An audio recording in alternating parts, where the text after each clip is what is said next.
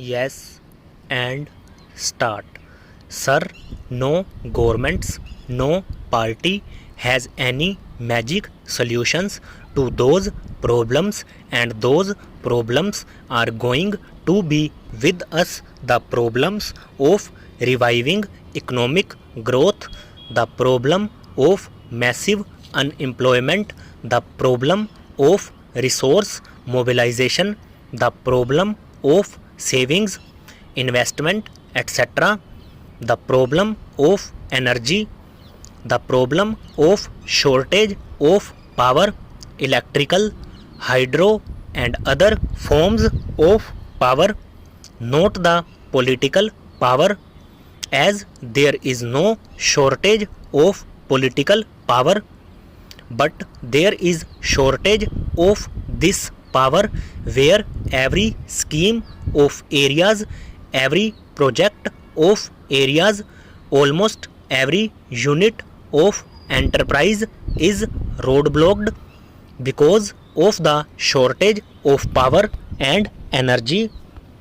The problem of finding a happy combination between hardcore economic policies for economic revival with distributed justice, with constraints on the growth of the kind of economic activity which would deprive merit. How to find this balance and how to revive the economy? These are massive problems for which we need a massive national effort, and I am pleading for a new national consensus. The path that has already proved to be the most suitable, the path of the public sector enjoying the commanding heights while we retain freedom of enterprise in certain important sectors. Sir, the President has also in his speech mentioned the international situation, although in somewhat subdued terms because of the gravity of the situation. There is no doubt that the international situation is grim. The psychology of the Cold War is again gripping the big powers. Sir, we have had an occasion to discuss certain developments on our borders, Afghanistan and Pakistan, and I have spoken on them at length, and I do propose to repeat those things, but I would like to submit three major factors in the international situation at present, positive and negative. Only when we understand these can we evolve suitable responses.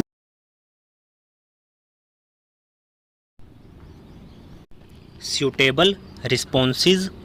Also, one is the problem of adjustments to the realities of the new situation.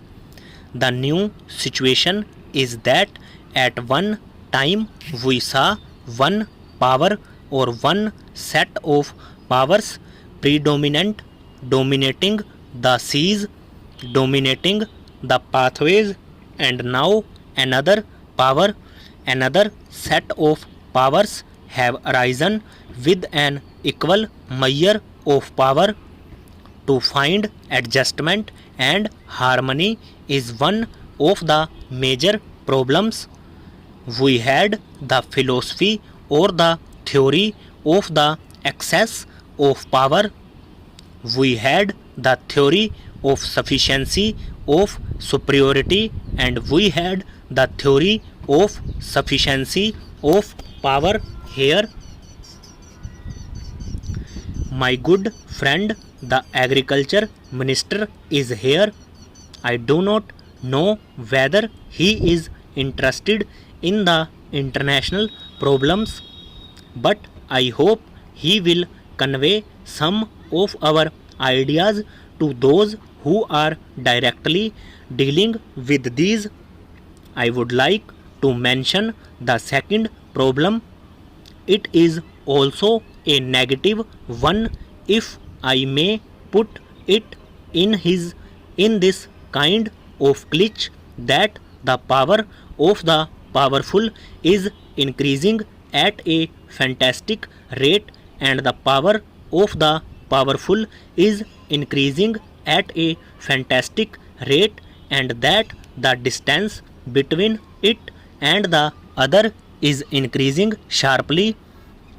We have seen the experience of UNIDO conference, which is taking place these days, how difficult it is for the international community to work towards a new international economic order, because the powerful do not find it in their interests to agree to a new international economic order which would be more just, and that makes it necessary for us, precisely for that reason, to consult forces with all other similarly situated countries to work for a new international economic order.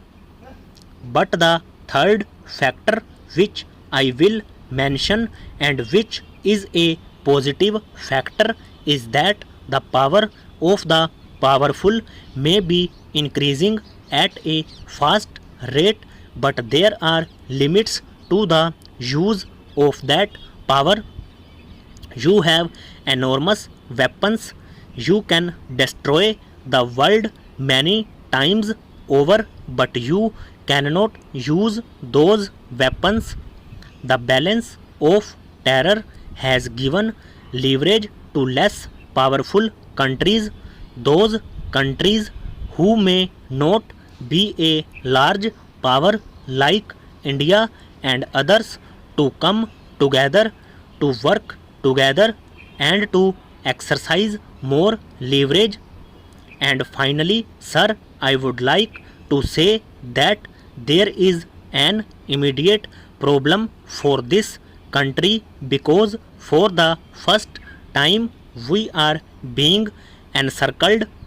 There is the US, China, Pakistan combine whatever may be their calculations for the rest of the world, and I know that at least the United States is worried, is bothered, is concerned about the Gulf more than anything else, about the Middle East, about the oil, and so on and so forth. The actual impact of that is happening. The actual consequence of it is encirclement of India for the first time by three major powers.